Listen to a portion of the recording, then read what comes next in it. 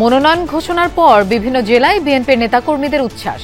কয়েক জায়গায় বঞ্চিতদের পক্ষে সড়ক অবরোধ, বিক্ষোভ। সীতাকুণ্ডে ভাঙচুরের ঘটনায় 4 নেতা বহিষ্কার।